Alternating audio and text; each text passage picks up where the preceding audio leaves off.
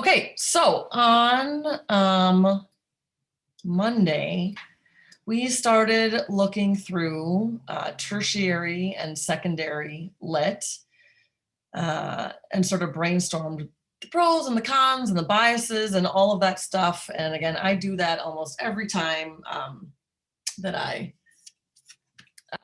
am starting a new topic of research for Biomimicry 3.8, or even for something I'm teaching about anything. Start easy and then go specific. I was in a meeting with Janine Benyus a few weeks ago, and she was saying that she does the exact same thing. So if the world leader in biomimicry says do this, well, we should all do it too. So I see we've got some votes happening here, which is great. And then it looks like not everybody got to that last part. Make sure that you get there before you start working on the next. So I'm going to go through what a potential process might look like, and then give you guys as much time as possible to start getting into it. The first thing that I want to show you, though, before we begin, one of the things that I have to do a lot, because I'm always doing so much research, like underneath my table right here, I have those like magazine files. I have about this much research that I've printed out that's just for this class. That's it. Everything that I'm reading, things that are up to date, things that have been cited more often, biomimetic case studies that came from the research. I have a ton. I like to print it because if I'm reading the hardest stuff, I like to annotate and write all over that because that works for my brain. But I also want to make sure I have it saved somewhere, because if later someone needs to find my research and they want to use it for something else, I have to make sure that I can save and organize things. So I'm just going to show you really quickly a couple things that I do. The first thing that I have both on my phone and my computer is something called Pocket. And so anytime I'm reading through anything, whether it's on Instagram or whatever, and I go, oh, this is cool, I save it, and I save it directly to Pocket, and then it keeps it on there for me, and I can always refer back to it. It's super simple. You can put tags on things. So I do that constantly, and that goes along with my like my Google search, because I've set up, alerts to give me specific like pop-up news stories and whatever on various interesting things. So as I skim that in the morning, I go, ooh, that's interesting, interesting, interesting. I save it all in the Pocket. And then the other thing that I do is I use something called EndNote Locker. This used to be called Copperino, something like that, and it's free. And every time that you go to an article, like a little bar will pop down on like the bottom left, and it'll be like, saves your locker. And so anytime you go back, it's the same sort of thing. You can always find everything that you've looked at before, which is very helpful. Bookmarks, nope. Bookmarks. And then the last thing I do is I organize all of my bookmarks. Sometimes I have like a bar kind of at the top, like you can see like really specific stuff up here. And then within there, I usually go by animal with this stuff, like ecosystem, whatever. And then for my Biomimicry 3.8 stuff, I usually go for the function. So if I'm doing another project later and I need a similar function, I can just search by that. So it depends on what you're doing. So those would just be helpful things for you to sort of keep track of what you have. Now, the strategies for today, these were things that I all wrote. I wrote these on your syllabus for you. I know some of you have a good deal of experience with this, and some of you have almost none. Again, there's no way for us to know all of the things, so it's always just good practice, especially when we're looking through the lens of biomimicry. What are we going to use this for? Could this be a literal interpretation where we design something? Could this be more on the metaphorical end? So I'm not just looking for the stuff. I'm asking myself, what can I do with this to improve the world? So we're going to go over some of these quick questions today. What are the keywords? How do I search? Where do I search? How do I figure it out if it's aligned? How do I turn like the text into comprehension, into knowledge? What do I do with this? So I want to point out, I think I wrote this somewhere in the middle, that even though I'm going to do this in a linear form, you guys know with any sort of design or comprehension, it's usually an iterative sort of process where there's going back and forth. So you'll find that as well. But before I go through those steps, which will lead you in the end to your assignment, let's preview that really quickly. So you're going to have to dig around a lot to find one research paper that explains the navigation, migration, senses of one particular organism, or it can be one family like fish. You need to make sure that your scientific research paper has the scientific method in it. Not all of them do. Some of them are like research reviews, or yeah, they might just not have a methodology. So you need to make sure that you have that. I want you to keep track of a couple articles that you found and you went, nope, skipped that one. That wasn't aligned at all. Grab their citations, and I'll show you how to do that. But on the top of the pages, it'll show this little citation thing, and then it'll drop it down and give it to you, which is great. So you're going to grab their citations. Why didn't you choose them? Real quick. Were they not aligned? Did they not have a scientific method component? Were they about the navigation, but about something that we couldn't mimic? Don't just give me like one junky sentence. Like, I want a nice reflection there. So then you're going to choose just one after you've looked through a whole bunch. And like, when I was doing this morning to model it for you, I probably looked through like 20 or more different titles and stuff before I decided on a couple to really check out. So being aware of your process is helpful. When you finally find one, you're going to summarize. You're going to tell me a little bit about their methodology. And then these pieces, so I want you to have like a title, and create one post on this whole thing about your article itself, summarize that, and most importantly, like, what was your process like? How long did it take you? Did you have to change up your keywords? What did you do here? It's good to be able to metacognate, or like speak out loud to what your brain did. So you'll have one post. Saturday, you should have that done so other people have a chance to post on yours, not at the last minute. And then you'll have 3 different posts after your one major post. One is just a real easy, looking at someone's process. How did their experience compare to yours? Look for differences. Don't just look for similarities. Content. So you're going to choose a different person. This is on the content of the actual research paper. So how did the person process it? What was their search like? How does their content compare to yours? And then 3, what's the connection between doing this research and biomimetic work? Why do we need to look at this? Why can't we just use tertiary things, etc.? Okay, so that's just a brief overview of what you need to do there. So let's go to the top. I put everything in one place for you, so you've got lots of resources. Again, this is something from your syllabus. So just to review really quickly, key words. So what I did was I scanned back to our very first section, and I used the exact same colors here for those same categories.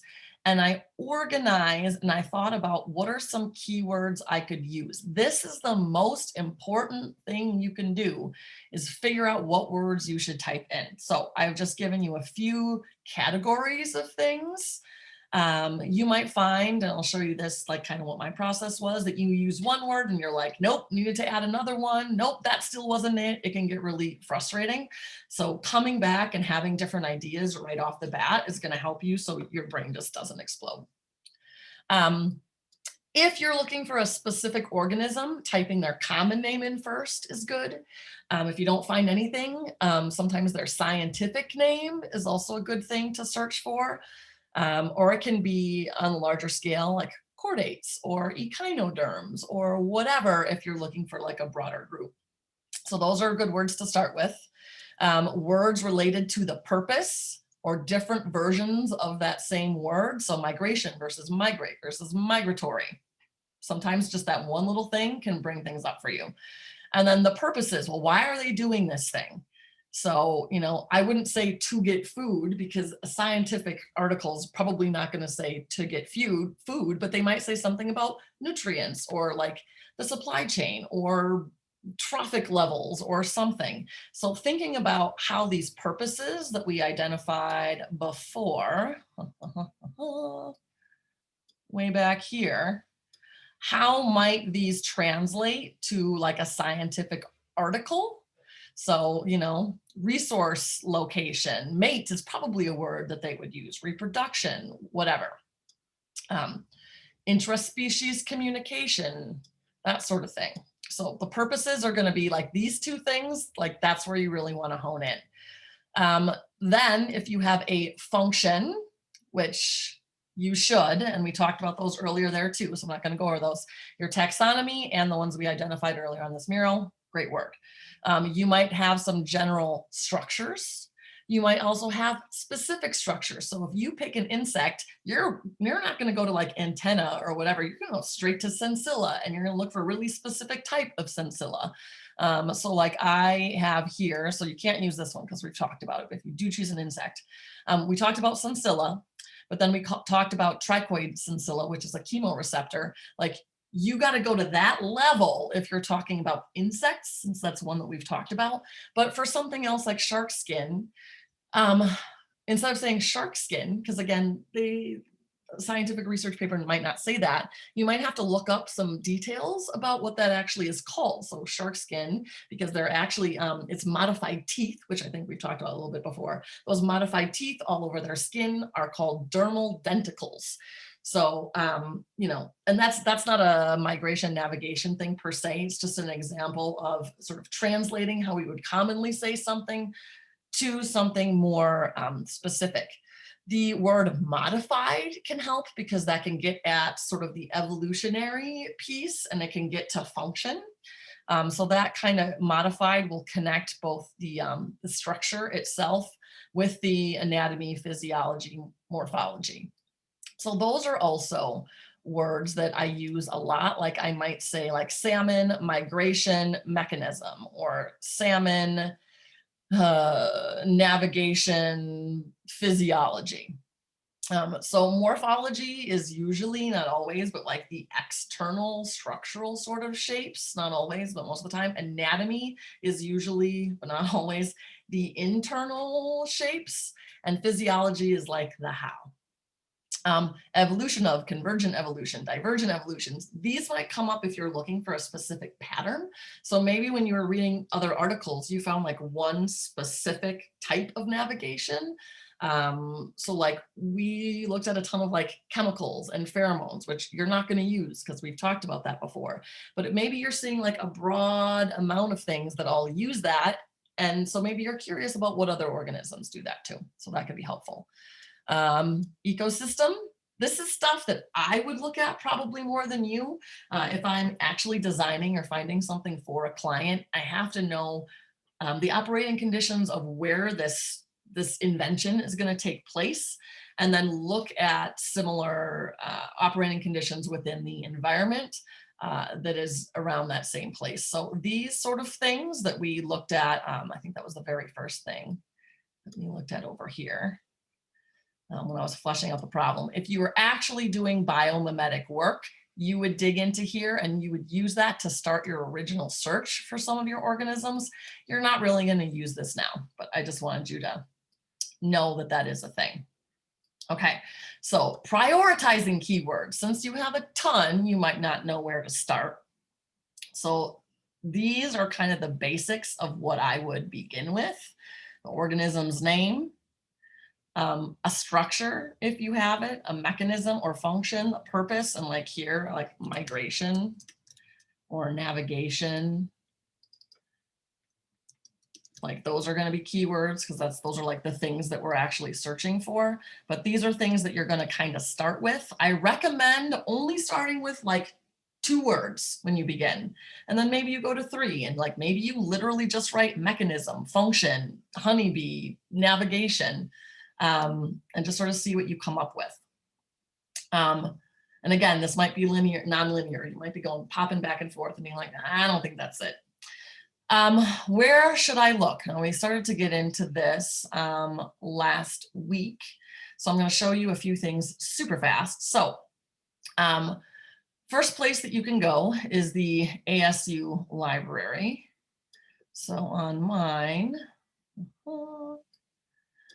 when I go up to my like personal thing, I can click ASU library from here, or I can just Google ASU library. That brings me to here. And then there's the keyword search right there. So when I did this like an hour ago, I just typed in salmon migration. And I started looking at these various articles. And the first thing that I had to do was I had to decide, is this primary lit or is it not? Because sometimes it's not actually what I'm looking for. I think I get into that in the next section a little bit. So that's a really good place to look. Two, we talked about this on Monday. Wikipedia references are going to bring you directly to that research. So that's a place that I start a lot. I find the organism, I look at the number 3, I go down here, and then I access the original research. Another thing that I do, so this actually, when I typed in salmon migration, and I looked at this, should I stay or should I go? Okay, genetic alleles that influence the timing of salmon migration, my aid to restoration efforts. All right, I'm not really sure if that's aligned with how they're doing it or not, but I'm just going to check it out and see, because maybe I'm not sure. So that article looked like this. Is this primary lit?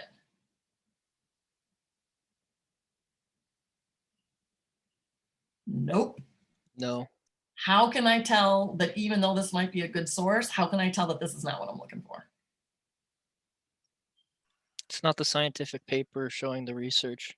Yeah, the format is not right. Now, if you were trying to learn a little bit more of a broad overview of something, this might be, if it was aligned, this might be a good place to start, but this isn't going to be that underlying original research. But just like the Wikipedia, sometimes this is a perfect place to mine for those specific resources that you might be looking for. So, all right, maybe this is aligned. I've got the Earth's magnetic field. All right, that's something interesting to look for. Now, as I start reading this, again, it's going to be easier. So that's a pro, that's good.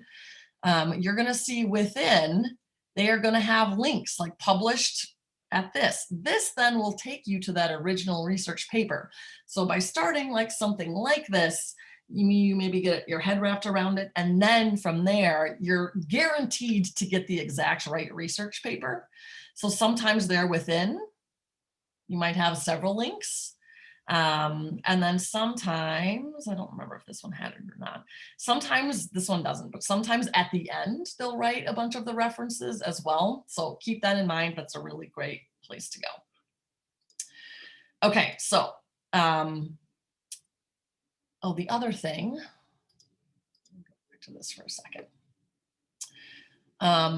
You also have, well, where did you go? Okay, so when you have this article here, where did you go? I'll click on that again. Okay, so a couple things. One, you've got your citation up here. Now you've got a couple other things happening. You've got related reading down here. This might bring you to something similar that's better. So those are things that you can look at. And then again, when we find one, and I'll show you this next, when you find one that's good, you also have all the references down on the bottom of the paper itself.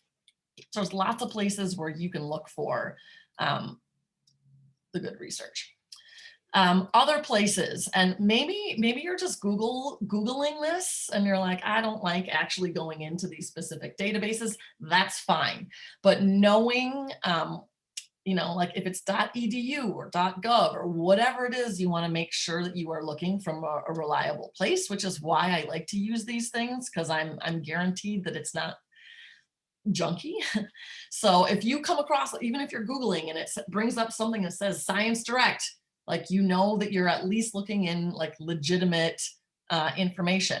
And I'm sure you guys have used some of these before. So if you see this or Journal of whatever, Google Scholar, any of these things, you are going to know that it's not like just somebody gardening that has some cool ideas, or it's not like an aquarium that has some really interesting information, but it's not going to be in depth enough for you. And I have these linked as well. So ASU library is a good start. All three of these, I find they're organized nicely. I like them a little bit better, but the ASU, you've got the citations really easily. I don't know if you do these. Okay, and then I showed you this a little bit already. So this is at the very bottom of a paper that I found. And I said, ooh, I liked this. Let me see if there's another one that maybe is a little more comprehensible, or maybe is less chemical and a little more structural or something like that. So this would be found at the very bottom of the paper. Great place to look. And then I showed you again, this was on the top side, recommended articles that are similar to it. So those are also good places just to look. For some of these, if you're not logged on to your ASU, or if you haven't like registered to make an account, which takes like 30 seconds, you might have to do like a little extra something, or I had to put like a little extension on my Google Chrome or something. That should be fine. Everything should be free. If something's not free, that probably means you got to sign in somewhere. Okay. So I have a sense of my keywords, where I should start with there. I have a sense of where I should be looking to find good stuff. Again, if you need to start back at the tertiary or secondary when you choose, that's great. You want to have enough of a knowledge base so that the primary stuff doesn't make you cry. Now, getting into how do I know if I should read the things? So we looked at this a tiny bit ago. So this was the very first one that I pulled up. I wrote in salmon migration, real simple. I scanned through a bunch and a lot of it was just like, I don't know what this is saying. I'm not sure. So I chose this one because it looked like it maybe was straightforward.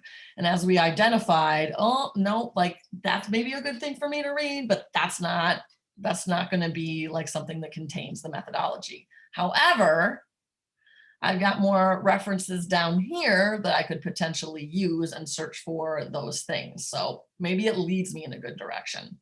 Now, the thing that I had to do next, because I was looking through all these salmon migration, I was coming up with a lot of summaries and things that just maybe didn't make sense. It was like the evolution of something, but it wasn't really structurally focused. So then I just typed in mechanism. And that then is going to get at the how. How does the salmon do this thing? Because again, the point of biomimicry is to figure out how we could replicate the idea, simplify and replicate it for our own use. So, the structure, the function, the mechanism, those things are going to be really helpful. So I typed in that, and then I pulled up the first article there, Science Direct. Again, I know I'm in a good spot here. A lot of times they'll have the download PDF, and this down here, this little view PDF thing, this is that EndNote thing that I was talking about, where it automatically puts it in a locker for you so you can refer back to it later. I usually download the PDFs, and also I organize it on my desktop and I bookmark it, whatever. It's that whole life's principle about being decentralized and having variation. I put it everywhere. Okay, so now I'm looking at this, and just by looking at the outline, abstract, keywords, introduction, okay, I'm starting to see that maybe this is something I'm looking for. I've got a conclusion. Okay, so this is a better choice. This is going to be one that I preview. I don't know if it's perfect yet, but at least this isn't like something that was written up more in a magazine style, like that one. So you're going to look for methods. You're going to look to see, is there data? Or you're just going to look for, is this an overview or a summary? And sometimes, like this one actually, in a lot of cases, you can be tricked where you look at something and then when you actually look on here, it looks like they have some different ideas, but they might not have done the original research. They might be just sort of summarizing what a whole bunch of different people said, and they might have bits and pieces of their methodology, the other people in there, but then that's kind of bringing it sort of slightly, I mean, it's not secondary because these people are still sort of coagulating that research, but it might not be like the original experimentation that you're looking for. At least I know I'm on a better track. Okay, so there's just some little helpful things there for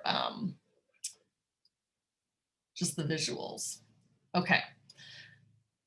So what do I need to do? Once I found this, I think it's aligned. I think that it has the methodology and the process, etc. What am I going to do? Well, you don't need to read the whole thing, and you should not read it in order. So when you're looking at it in the first place, first thing I do is I skim the abstract, because that's just the summary of the whole thing. And not always, but usually that's written slightly less technically. So we have to do that for biomimicry. I do that all the time, constantly. To a degree that is just a little aside. My mom used to be a med tech, so she should know better, is like super anti-vaxxer and super anti-mask right now, which is infuriating. And so she was sending my sister, and my sister works for getting grants for UC Santa Barbara. Like, we're both reading primary lit all the time. Yes, thank you, academic literature review. Thank you, that's what I was trying to get at. Anyway, like my mom was like sending us these memes from like these crackpot doctors who had their like licenses revoked. And she was like, oh, don't get the vaccine. It's gonna do all these horrible things to you. And my sister was like, dude, we read primary lit for our jobs. Like, if you're not gonna trust anyone, will you please trust your kids that we're like elbows deep in this all the time? And then she just stopped talking, and it was like infuriating. Like, really? Oh. So now I've gotten in the habit of just sending her research papers because I'm a jerk. Hey, mom, read this. Anyway, so biomimetic work, identifying if this is something I need. I'm going to read the abstract. Then I'm going to read the introduction. The introduction is kind of a general overview of, it's kind of like the background information, I guess you could say, for those of you who haven't looked at this a whole lot. So this is just telling me, like, what is a salmon? What is their general ecology? What is their lifestyle? What is the, you can kind of see down here that, you know, cause and effect sort of thing going on. So that is going to be really helpful for you to build up your background knowledge. Then I skip to the very end to, sometimes there's a discussion, sometimes they're not. Sometimes there's a conclusion, most of the time there's a conclusion. Those are the three things I start with. I don't want to go further than that. And if it becomes obvious in the abstract that, nope, this isn't what I'm looking for, I'm going to ditch it and I'm going to go somewhere else. So the overview, again, we're thinking big, we're channeling small. So abstract, introduction, skip to the end. These are the findings. Is this aligned or not? Can I make sense of this? After you've done that, then I want you to look at the visuals. You know, when we were talking about like gecko's feet and stuff like that, they have amazing SEM photographs that like really zoom on these physical structures, which are amazing. So just get a sense of the diagrams and the images and the graphs, just like reading strategies your teachers taught you when you were in like 6th grade. When I do biomimetic work, usually I'm only kind of doing these two things, and I'm really looking for like the diagrams and the SEM stuff. I don't always look at the methodology because I don't really need that, but I want to make sure that it's there so that it's like substantiated good stuff that I can refer back to later if I need to like prove something or if I have to go back in the data. So for example, was it Volvo, Mercedes? I can't remember. A few years ago, there was a car, it was like called the Cube, and it was modeled after this like boxy little fish. And it was supposed to be this like huge biomimetic thing. And people were like, oh my gosh, this is amazing. And like, it's boxy. Oh. And it like went against convention. And everyone was like, oh, cool. And then when we actually dug in and looked at the research and the methodology and that stuff, it didn't match up. They didn't have the mechanism right. They didn't have really good data to support their claim. And so like now we've kind of thrown that case study away because it's just not good enough. The scientific research wasn't there to back it up. And so like it's helpful to have those things in your back pocket to just make sure that the mechanism is validated. And obviously if there's technical words that make you cry, Google them. You guys know how to do that. Okay, so I'm going to ask you for this real quick because I know my strategies might not be your strategies. So you find an article, you read the beginning, you read the end, you have a sense of it. How do you take that information to comprehension? What is something that you do so that you understand it or that you know you are going to remember it? So like for me, I like to print it out. I need to highlight it. I need to draw little things in the sides. I like to mark all over it. And then like I take notes separate from that. So if you would just jot down one of the strategies you have for your own comprehension or knowledge retention, do that now, please. some of your strategies might help somebody else.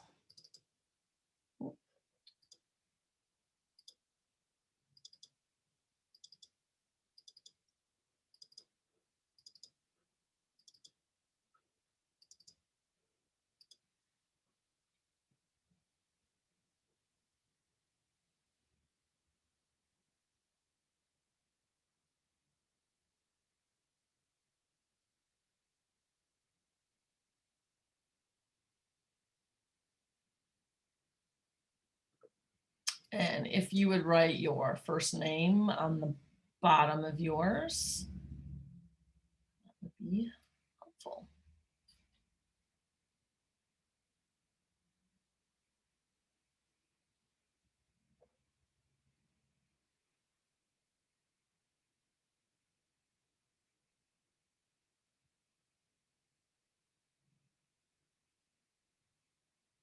Cecilia, I use different colors too.